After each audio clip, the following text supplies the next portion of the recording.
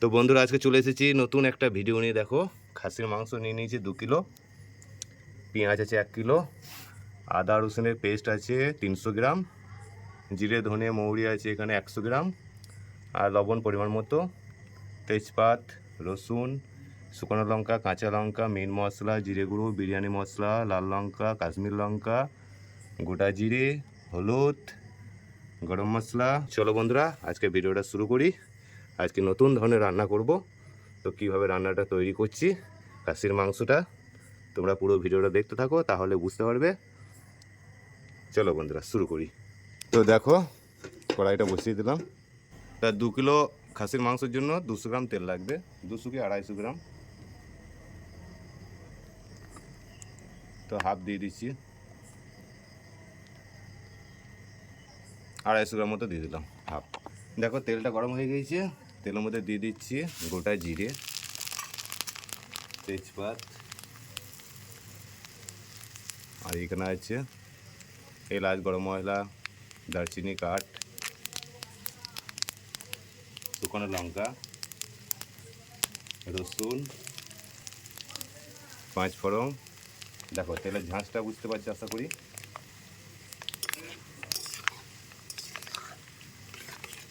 তো 1 কিলো মতো পেঁয়াজ আছে এখানে।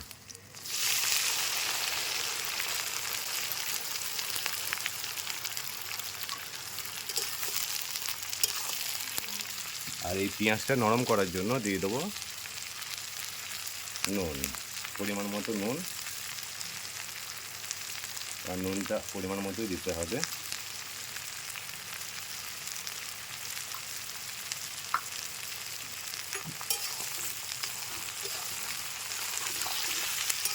তো দেখো আমার পেঁয়াজটা কষানো হয়ে গেছে।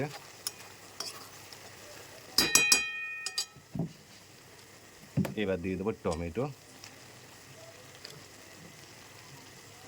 আলু,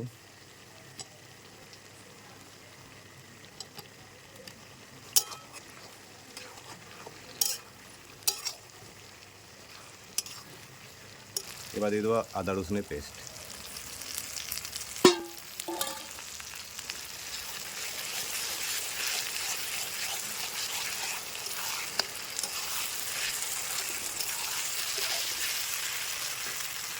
আর দিয়ে দেবো জিরের পেস্ট।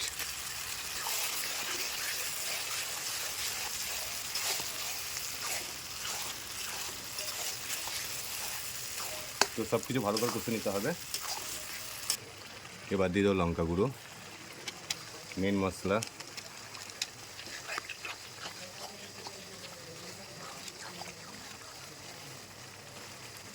জিরে গুঁড়ো, বিরিয়ানি মশলা, আর দেবো কাশ্মীর লঙ্কা গুঁড়ো। মশলা, গুঁড়ো মশলা সব কিছু দিয়েই করলাম। যত রকম মশলা আছে সব দিয়ে দিলাম। এবার এটাকে ভালো করে কষতে হবে। এবার দিয়ে দেবো হলুদ,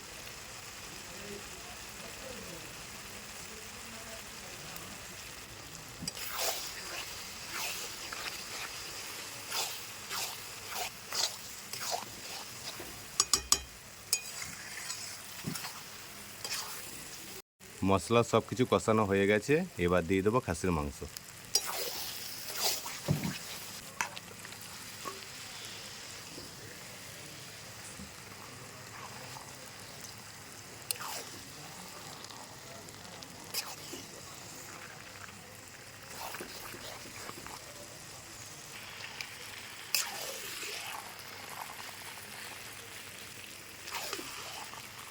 তো কষা কমপ্লিট হয়ে গেছে, রান্না আমাদের হয়ে গেছে। দেখো অল্প জল দিয়ে দিয়েছি, ফুটে গেছে, মাংস সেদ্ধ হয়ে গেছে, খুব সুন্দর রান্না হয়েছে। তোমরা যদি পারো এইভাবে রান্নাটা করবে, অবশ্যই বাড়িতে একবার চেষ্টা করবে আমি যেমনভাবে রান্নাটা করলাম। যদি ভালো লাগে চ্যানেলটাকে সাবস্ক্রাইব করে লাইক কমেন্ট শেয়ার। পরবর্তীতে নতুন কোনো ভিডিও নিয়ে আবার দেখা হচ্ছে। সকলেই ভালো থেকো, সুস্থ থেকো। ভিডিওটা এখানেই শেষ করলাম।